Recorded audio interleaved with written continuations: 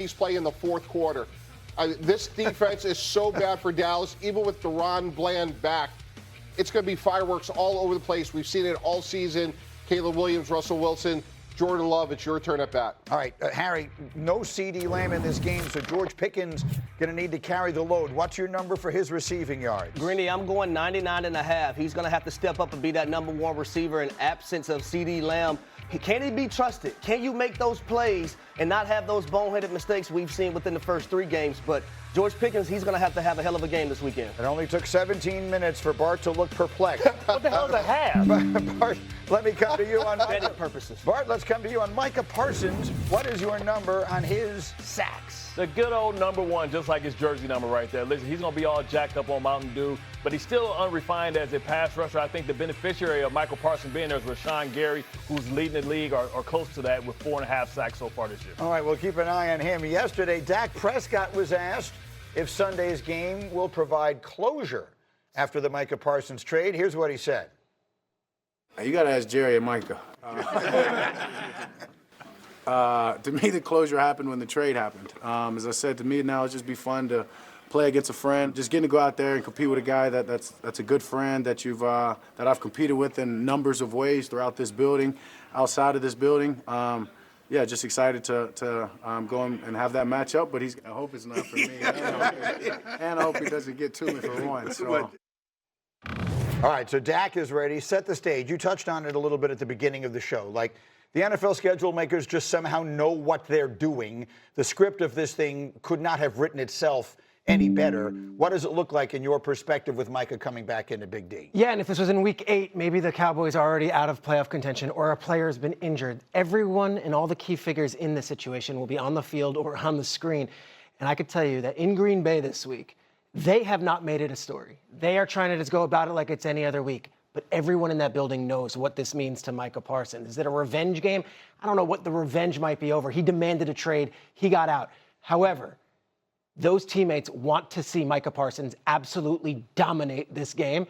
And I think the way that they're going to draft it up, and Jeff Hafley's been using him over center, on the outside, they will do whatever they can to get him going early. And we're going to be seeing a lot of shots at Jerry. And I don't think Jerry minds. Yeah. He's not going to be hiding away from the camera. That's here. right. But I think every time we see a sack from Micah Parsons or a play on the defense, you're going to see Jerry Jones wincing, and I think a lot of people are going to be tuning in just for that image. It's a stat that we need. What's the record for the number of cutaways they've ever had on Taylor Swift in a game?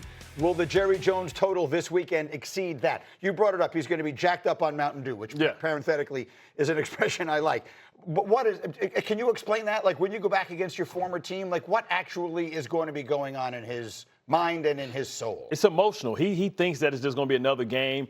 But he circled this since he got traded. He's going to go there. He's going to see friends. He's going to go into the opposing team's locker room. Everything's going to feel weird. Then he's going to see guys that he like. But then that's why when I went against the Ravens, I never came out of the locker room. I didn't want to see anybody. Then when I did come out, I almost got in a fight with Ray Rice, tried to hit him in the back of the head with football. He's one of my best friends because that competitive juices go. And then he's going to try, like Dak Prescott, he's going to try and get at you, dog. And so Mike T., you have been a general manager, and Jerry Jones, in this case, I guess, is the general manager. For this purposes of this discussion, we're really talking more about the general manager hat he wears than the owner hat. So what's the nightmare scenario? Yeah, Dak's driving down for a game-winning touchdown, and they get to the 6-yard line, Greeny, and Micah Parsons strip sack, game over, and he finishes the game. And again, there are a lot of hard decisions when you run an NFL team. But when you have a 26-year-old who has 50 sacks in his first 4 years, in the prime of his career and completely healthy, that's a no-brainer, and that will be reminded on Sunday.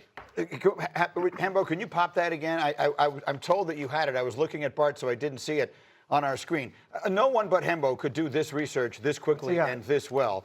The total number of Taylor Swift was once shown 17 times in a game. I will take the over on Jerry Jones by the midway point of the third quarter. Chris Collinsworth will be saying, now there's a guy who's just having a tough night. So I want to come back to you on the CeeDee Lamb thing that you mentioned a moment ago, because a month ago today, the two best players on the Cowboys were CeeDee Lamb and Micah Parsons.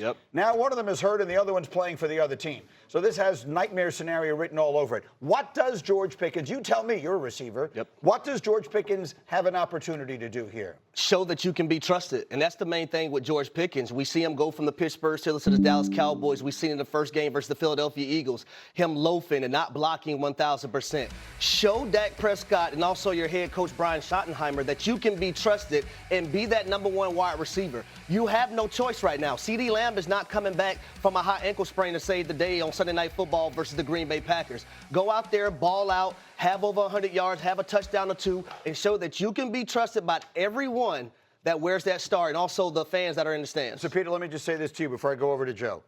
Everyone picks Green Bay. Everyone everywhere is picking Green Bay. And when I said in the open of the show, I'll give you the one reason the Cowboys can win, that's the reason. Because when everyone thinks something is going to happen, generally it doesn't. And Shefty was sitting right here yesterday. Shefty hit it. They're 6-0. Weird things happen. They do. They're 6-0 every time they play in that building, the Packers, in the last 6 times they've played. And Matt LaFleur has never lost in that building as a head coach. And I think Aaron Jones just scored another touchdown from that wild card round game a couple of years ago. Right. They dominate this team anyway. And now the talent discrepancy is so large, one side of the ball to the other.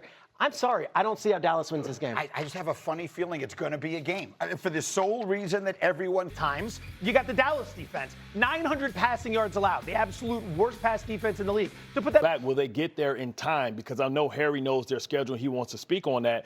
But can they get reinforcements before the Chargers have run away with the division? it's a murderer's row of teams they have coming up. Greeny, before I even get to the schedule, watching that game on Sunday Night Football, if the Giants had competent quarterback play, the Kansas City Chiefs would have lost another football game. Yeah. So I'm not excited about their win on Sunday Night Football. I feel the same way before the game, that I did before the game, after the game. Now, when it comes to Kansas City, what's their offensive identity? Do y'all know what it is? I don't know. This is the very first time in the Kansas City Chiefs era under Patrick Mahomes that we don't know what their identity is. But let's take a look at their schedule, Greeny. They have the Baltimore Ravens, and if they don't win this ball game, that's why I think it's a very, very important game for Kansas City, more so on their side of things. Look who they have coming up. They have Baltimore this weekend on Monday Night Football, the Jacksonville Jaguars. They have the Detroit Lions. We know a divisional game against the Las Vegas Raiders. That can go anyway. Right. They have the Commanders, the Buffalo Bills, the Denver Broncos, and the Colts all coming up. It's a murderer's row. That's brutal. You see, the analytics, I think the point Mike made was a good one, lest it get buried. With Cincinnati's quarterback injury, that might sort of open up a slot in the AFC playoff picture. Maybe both these teams wind up there when it's all said and done. Their quarterbacks are too good. Their pedigree are too good. But as far as being legitimate contenders, because these are Super Bowl or bust kind of teams, neither one of them looks it so far. No, and this is that 4 o'clock prime game where it's okay. The NFL schedule makers, we're gonna put Ravens Chiefs week 4.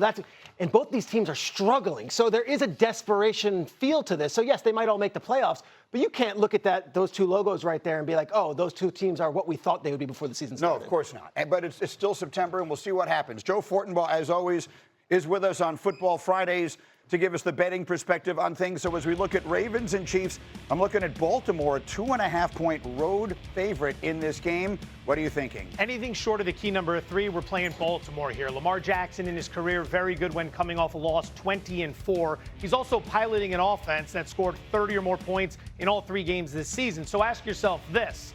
What happens if Baltimore scores 30 points in this game? Can Kansas City's offense keep pace enough to keep it within the 3 points? After all, Kansas City's defense, something we didn't mention, ranks in the bottom half of the league in both EPA and efficiency. They also have problems running the football. From an efficiency standpoint, it's not working. Bottom half of the league. Ultimately, Baltimore's got higher upside, which is why we laid the 2.5 with the Ravens. And you see Lamar Jackson has been really tough to beat coming off a loss. We'll see. It is the traditional matchup of these powers in the AFC.